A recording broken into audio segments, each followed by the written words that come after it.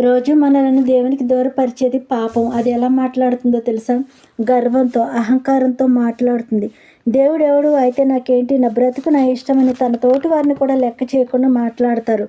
వారి ప్రవర్తన అపవిత్రాత్మ పట్టుకున్న వారిలా ఉంటుంది. బూతులు మాట్లాడతారు, మత్తు పానీయాలకు అలవాటు పడతారు, పక్కవారి పనిని చెడపాలని చూస్తారు. ఇలాంటి వాళ్ళ మనసు గర్వంతో, కోపంతో, అహంకారంతో విర్రవీగుతుంటారు.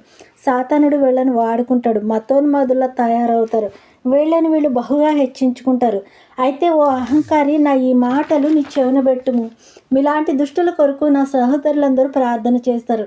గర్వంతో నిన్ను నీవు హెచ్చించుకొనవద్దు. దేవుని మందిరాలకు వెళ్ళి వాళ్ళ ఆరాధన భంగపరిచాను అని గర్వంతో నా సహోదరుల మీద నా దేవుని సన్నిధిలో విజయం సాధించానని నవ్వుకుంటున్నావా?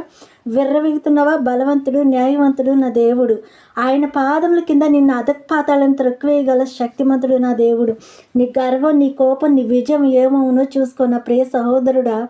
నా దేవుడు సమయం ఇచ్చాడు నీకు. నీ మనసు మార్చుకో. నా దేవునికి భయపడు. నా తోటి సహోదరులందరూ నీ కొరకు ప్రార్థన చేస్తారు. దేవుడు గర్విష్ఠులను, అహంకారులను అణిచివేయనని తెలుసుకో. ఆయనకి భయపడి జీవించు.